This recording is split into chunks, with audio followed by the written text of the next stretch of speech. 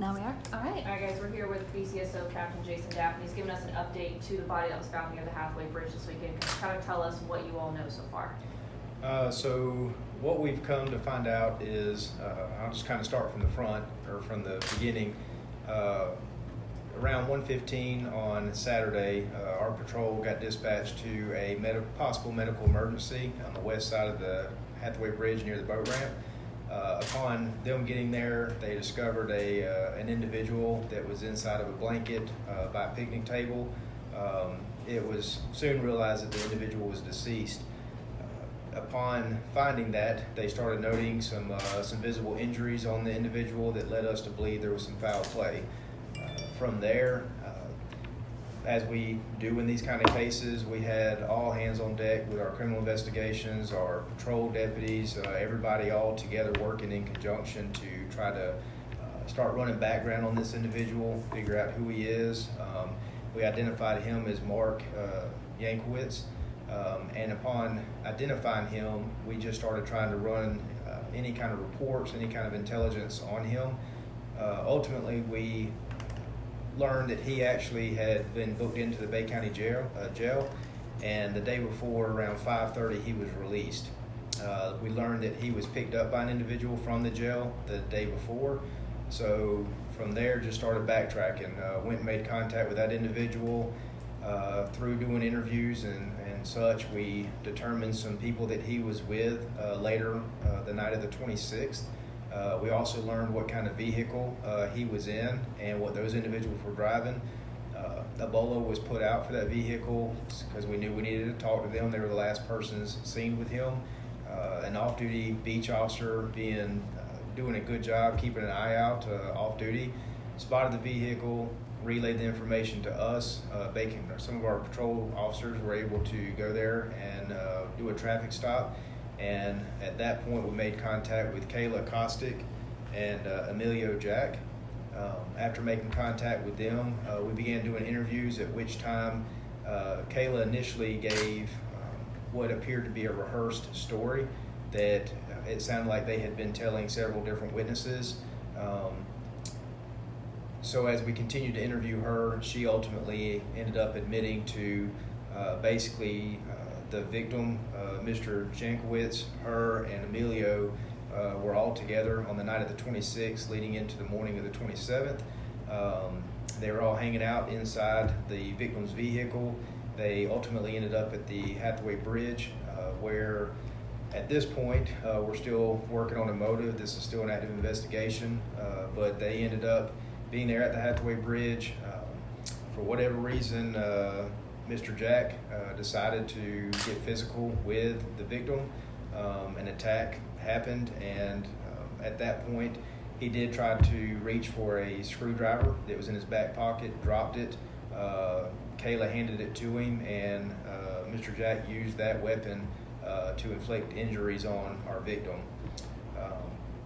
Also, Ms. Kostick advised us that the weapons used were thrown out into St. Andrews Bay. This information was relayed to our dive team. Our dive team did a great job, went out first thing the next morning. We were able to actually recover the two weapons that were used on our victim. So we were also able to corroborate some of what she had said based on the blanket the victim was in. At the time, that was a blanket that was identified to be out of his vehicle, which is the truck that Emilio Jack and Kayla Kostick were utilizing. And do we know what the victim was in jail for the previous day, or? It stemmed from a charge from another municipality here from Panama City Beach, or a charge that they had. I think it was a VOP. And what charges are the two suspects now facing? Mr. Jack has been charged with an open count of murder. The state attorney's office will look at all the facts of the case. We actually have our case agent, Sergeant Steve Reinhardt, sitting down with the state attorney's office now, going over some of the details, and then the state attorney's office will determine what information will be filed on him. And as far as Kayla Kostick, she was charged with principal to the murder. Okay. So around the time frame, because I know that it kind of happened rather quickly. Around the time, how long does it take with a whole investigation to find her? It depends. Like I said, in any kind of case, the way we work cases here at the Bay County Sheriff's Office, again, this weekend everybody's out with family and doing life. And as soon as we have something like this, again, all hands on deck. Everybody drops what they're doing. They come in and we've got 20 to 30 people that are doing nothing but running down leads on this. So, I've been doing this for 15 years in investigations, and I can tell you when we have a case like this, it's all hands on deck until we get that end result. Whether it be, in this case, less than 12 hours, going from having a body out there and not knowing who they are, what their affiliation to anybody is, to less than 12 hours having 2 people in custody, or if it doesn't happen that quick, day after day. We've had cases where we'll stay in here and basically go home, take a shower, change clothes, and come right back in for days on end until we get an end result. So that's typically how we work it. A specific time frame is hard to say, but it's whenever we get the job done, that's when we start backing off some. And is the suspect, Jack, does he have any prior felonies or counts or anything? Any arrests? So, Mr. Jack, I don't have an answer for you on that right this second, but he, my understanding from doing interviews and so far in this investigation, has only been in the area for give or take about a month, him and Ms. Kostick. And the victim is from Pennsylvania and he's living here. Kind of where is he from? He's from Pennsylvania. My understanding is in the same area as Mr. Jack and Ms. Kostick. He's been here since the latter part of November 2018, and Ms. Kostick and Mr. Jack have been here approximately a month. So this isn't just like a random, I met you guys a month ago, they kind of have a history, or? My understanding is they all knew each other, and Mark is what led the 2 of them down here. Is there anything else pertinent you want to know? Is there anybody else involved that you guys are still looking for? Or do you have the 2 that are? No, I feel confident we have the 2 people responsible for Mr. Jankowicz's death. I feel comfortable in that. There are a lot of leads in an investigation like this.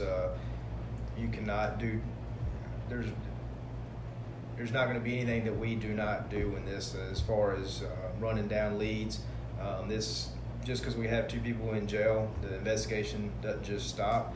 This will be a continual effort amongst all these investigators over here for days, weeks, months on end, and coordinate with the state attorney's office throughout the process until we have a conviction on these 2. I know that you said one of the suspects, well, he was in custody, he already had a prior charge on him. Do you work with the other office where you basically how do you work that out as far as with the charges that he had prior to along with this one? Are you talking about, I'm sorry, I may misunderstood. Are you talking about, I thought you were talking about Mr. Jankowicz. Is that who you're asking about, or are you asking about somebody else? I think I'm asking about, it was one of you said they had already had a prior charge. That was our victim. Oh, our victim? Yes, okay. our victim. Okay. So, Is there anything else you want the public to know, or is there anything else that would be pertinent for the investigation to get help, or? I can't express enough how proud I am of everybody's efforts here at the Bay County Sheriff's Office, all the guys and ladies in the Criminal Investigations Division, our Patrol Division, our dive team, other agencies, Panama City Beach Police, being that a lot of this occurred out there on the beach. We do work well with other municipalities. This one just happens to be in conjunction with the beach because of where everything was happening. So, I would think that gives the community a pretty good sense of safety, how well all our agencies work well to each other and communicate with each other, and ultimately to be able to, again, go from having a person out there we don't even know who they are, basically over here at a boat ramp, and then 12 hours we've got people in custody. Hopefully that gives our citizens a pretty good sense of confidence in our ability to protect and keep people safe in our community. Thank you, Captain Duffy. All right. Thank you.